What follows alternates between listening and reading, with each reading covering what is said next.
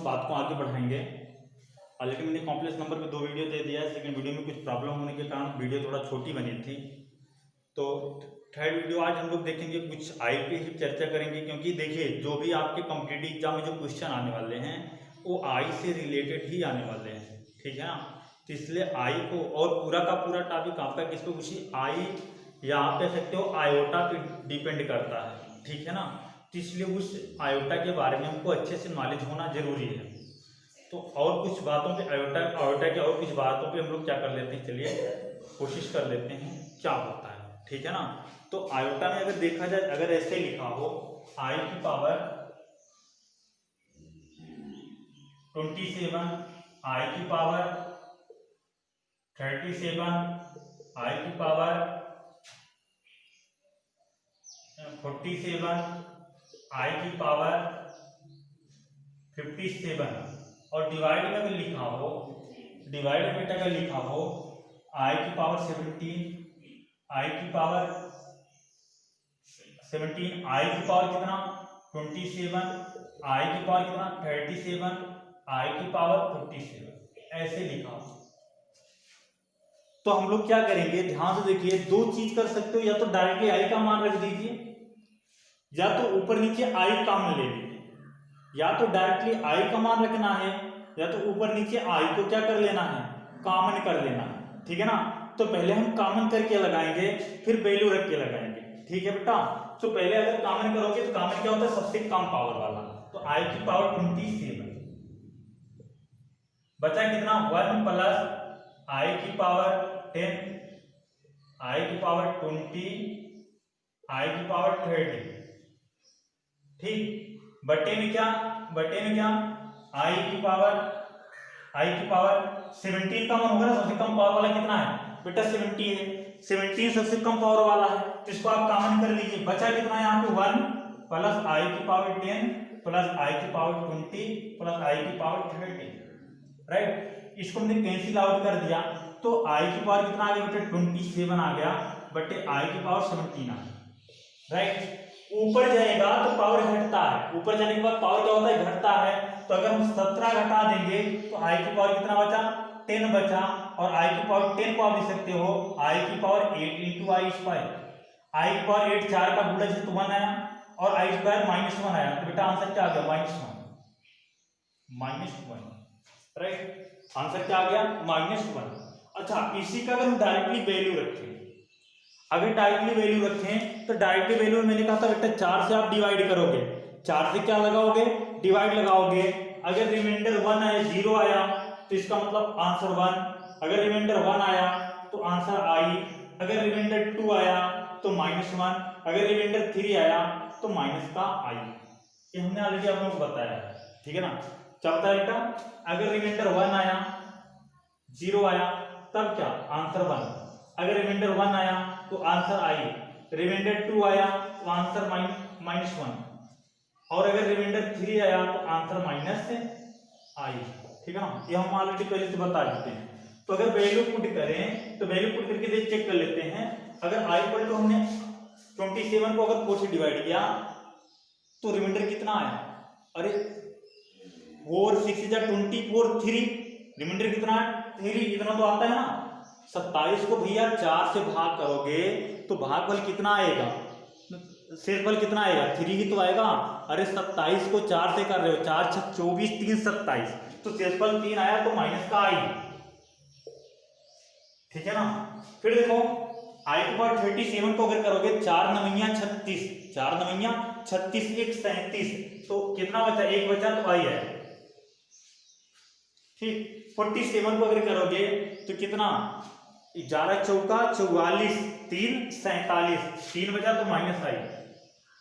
और अगर 57 को करोगे तो 14 चौका 56, 56 1 57, तो आई। ऐसे देखो क्या 17 को अगर हम डिवाइड कर दें किससे 4 से, तो शेषफल 1 आएगा तो आई। 27 को करोगे तो -1 आई, फिर प्लस आई, फिर माइनस आई, चेक कर लेना, ठीक है ना। आई से आई कैंसिल, आई से आई कैंसिल, आंसर क्या आ गया बेटा 0/0 आ गया। नॉन डिफाइन नॉन डिफाइन, ठीक है ना। तो एक सवाल हमारे दिमाग में आया, देखिए जो भी आप लोगों को एक पॉइंट की बातें बता रहे हैं, जैसा तीसरा पॉइंट है उसमें तो कल क्लियर कर चुके थे हम, जो भी हम पॉइंट की बातें बता रहे हैं वो ज़्यादा इंपॉर्टेंट है, अपने साथ कुछ लॉजिक लिए हैं, ठीक है ना, अपने साथ कुछ लॉजिक रख रहे हैं। जैसे मैंने क्या बताया था फर्स्ट वाले में, क्या बताया था, एक लॉजिक बताई थी कि अगर रूट के अंदर में दो नेगेटिव संख्याओं का मल्टीप्लाई हो रहा है तो आप रूट को अलग अलग नहीं कर सकते हो। सेकंड में हमने लॉजिक क्या होता है, चार लगातार पावर को अगर ऐड करोगे तो आंसर में से 0 आएगा। ऐसे थर्ड में भी एक मैं पॉइंट की बात बताऊंगा जो आप लोगों को याद रखना है। तो सबसे पहले देखिए यहाँ पे -1 आया और यहाँ पे बेटा नॉन डिफाइन आ गया, क्वेश्चन दोनों सेम है। तो आप लोगों के दिमाग में क्वेश्चन आया कि सर कौन सा सही है, इसका मतलब ये गलत था। गलत का मतलब क्या, ये तो हमने वैल्यू रखना आप लोगों को पहले से बताया, तो गलत हो नहीं सकता। तो क्या ये वाला गलत था, क्या ये वाला गलत था, ठीक है ना, इस पे ध्यान देना। क्या ये गलत था, बेटा मैंने कॉमन लिया तो गलत कहाँ से होगा, कैलकुलेशन तो हमने कहीं गलत किया नहीं है, नहीं किया है ना, तो गलती कहाँ पे हो गई, आंसर कौन सा सही है, बेटा आंसर करेक्ट ए वाला है, आंसर करेक्ट ए वाला है, ये वाला हमारा क्या है, रॉन्ग है। कैसे सर, कहाँ पे रॉन्ग हो गया, कहाँ पे हमने गलती किया, कैलकुलेशन तो पूरा सही है। तो गलती मैं आप लोगों को दिखाता हूँ। गलती देखो, आई की पावर, यहाँ से देखिएगा फिर से आई की पावर 27, आई की पावर 27, यहाँ पे गलती क्या कर दिए 1, आई की पावर 10 का मतलब बेटा अगर 4 से डिवाइड करोगे तो रिमाइंडर 2 बचेगा, 2 का मतलब -1, और आई 20 टोटल हो रहा है 1, और आई 30 शेषफल 2 आ रहा है -1। ऐसे बटे में देखिए यहाँ 1 है, ठीक है ना, ये क्या -1, ये 1 और ये -1। अब देखिए 1 से 1 कैंसिल, 1 से 1 कैंसिल, कैंसिल हुआ ना, 0/0 आया, 0/0 आया। तो पॉइंट की बात यह है, 0/0 का मतलब पॉइंट की बात यह है कि बेटा कोई भी दो नंबर अगर दोनों 0 हो रहा है, क्या हो रहा है, 0 को एग्जिस्ट कर रहा है, 0 को अप्रोच कर रहा है, तो ये कभी कटेंगे नहीं। ध्यान से समझिएगा, जैसे कहीं लिखा है 6 - 6 बटे 6 - 6 बटे 2 - 2 और गुणे में 6 बटे गुणे में 2, ऐसे लिखा है।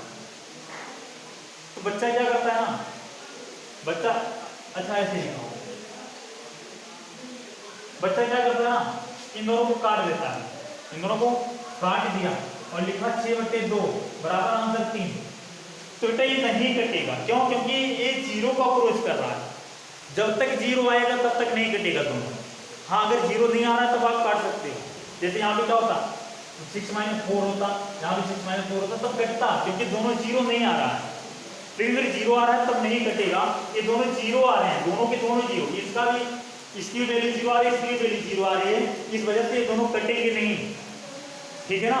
तो क्या आ गया, नॉन डिफाइन आ गया, क्या आ गया, नॉन डिफाइन। गलत नहीं है, ये भी कैलकुलेशन गलत नहीं है, लेकिन बेटा यहाँ हम वैल्यू पुट करेंगे क्योंकि 0 को अप्रोच कर रहा है, राइट।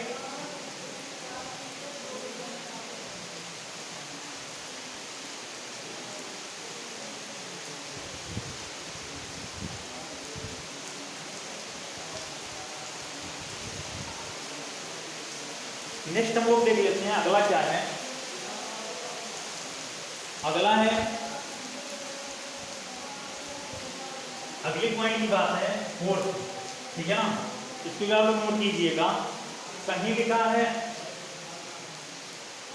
आई की पावर आई इंटू आई स्क्वायर इंटू आई क्यूब इंटू आई की पावर 4 इंटू आई की पावर 5, नहीं ऐसे नहीं, सॉरी ऐसे नहीं, ठीक, कहीं ऐसे लिखा है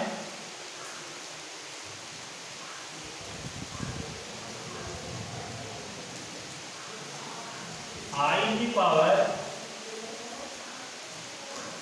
2n और n इक्वल टू 1 से लेके n इक्वल टू, चलिए पता ही नहीं, n बिलोंग कर रहा है निकल कर, ध्यान से समझिएगा बेटा, इस क्वेश्चन को ध्यान से समझिएगा, बहुत अच्छा है। सिग्मा का मतलब होता है ना ऐड, सिग्मा का मतलब क्या होता है बेटा, जोड़ना है, क्या करना है बेटा, जोड़ना है, ठीक है ना। सिग्मा का मतलब क्या करना है बेटा, जोड़ना है। ध्यान दीजिएगा, सिग्मा का मतलब ऐड कैसा, n का मान पहले एक रखो ना, नेचुरल नंबर एक से शुरू होता है, तो 1 अगर एक रखोगे तो i की पावर कितना आ गया, 2 आ गया, फिर प्लस लगेगा, अब 2 रखो क्योंकि नेचुरल नंबर एक के बाद 2 आता है, i की पावर 4 हो गया, फिर i की पावर 6 हो गया, फिर i की पावर कितना हो गया, 8 हो गया, फिर plus dot dot dot dot कहाँ तक ऐसे जाता रहेगा, ठीक है ना। अच्छा अगर i इक्वल टू हम कह दें, हाँ n इक्वल टू कह दें 1 से लेके n तक, 1 से लेके कहाँ तक, n तक, तो बेटा लास्ट में क्या आएगा, i की पावर 2n आएगा ना। अब हमसे पूछ ले इसकी वैल्यू, तो कहाँ तक वैल्यू रखें, तो इन्फिनिटी तक चला गया, बहुत दूर तक चला गया, कितनी वैल्यू आप चेक करोगे, ठीक है ना। ये भी कि मैं लॉजिक बताने चल रहा हूँ, आप लोग नोट कीजिएगा, बढ़िया समझिएगा। अब इसको हमको ऐड करके वैल्यू फाइंड करनी है, ऐड करके वैल्यू फाइंड करनी है, तो इसका आंसर क्या आएगा, ये हमको चेक करना है बेटा, इसका आंसर क्या आएगा, पहले चेक करना है आंसर क्या आएगा। तो आंसर हम लोग कैसे निकालेंगे, ध्यान सुनिएगा हमारी बात को, आंसर हम लोग कैसे चेक करेंगे, देख लो ध्यान से। अगर हम ये डिपेंड करता है n की वैल्यू के ऊपर, किसके ऊपर, n की वैल्यू के ऊपर ये डिपेंड करता है, ठीक है ना। इसके दो आंसर हो सकते हैं, पहला देखो अगर हम ये दो एलिमेंट ले लें, फिर दो एलिमेंट ले लें, फिर आगे का दो एलिमेंट ले लें, ऐसे ऐसे करें तो बेटा ये देखो i² का मान -1 होता है और i की पावर 4 का मान +1 होता है, तो -1 और +1 क्या हो गया, कैंसिल हो गया, आंसर कितना आ गया, 1 आ गया, 0 आ गया, कितना आ गया बेटा, 0। ऐसे i की पावर 6 का मान -1 होता है, i की पावर 8 का मान क्या होता है, +1 होता है, कैंसिल होकर 0 आ गया, आ गया ना। बात समझ रहे हो हमारी कि नहीं समझ रहे हो, ये भी 0 आ गया ना। तो यहाँ n के ऊपर डिपेंड करता है, अगर n सम रहेगा, अगर बेटा n क्या रहेगा, सम रहेगा, n क्या रहेगा, सम संख्या होगा, सम संख्या होगा, अगर n सम संख्या होगा तो आंसर हमारा 0 आने वाला है, कितना, 0।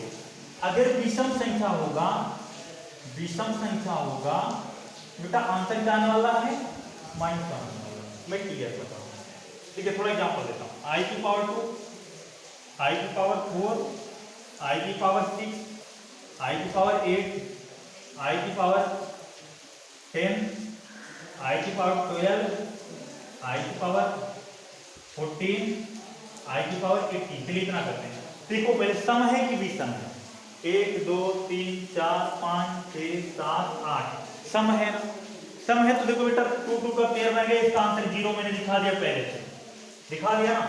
फिर देखिए ये दोनों क्या पेयर बना, आंसर 0, इन दोनों का 0, इन दोनों का 0, टोटल आंसर कितना आया, 0 आया।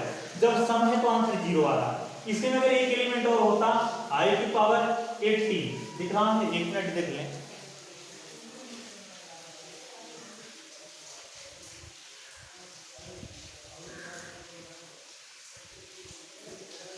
इसी में एक एलिमेंट और होता i की पावर 18, i की पावर 18, तो बेटा ये तो नहीं कैंसिल होता ना, और i की पावर 18 का मान कितना आता है, -1।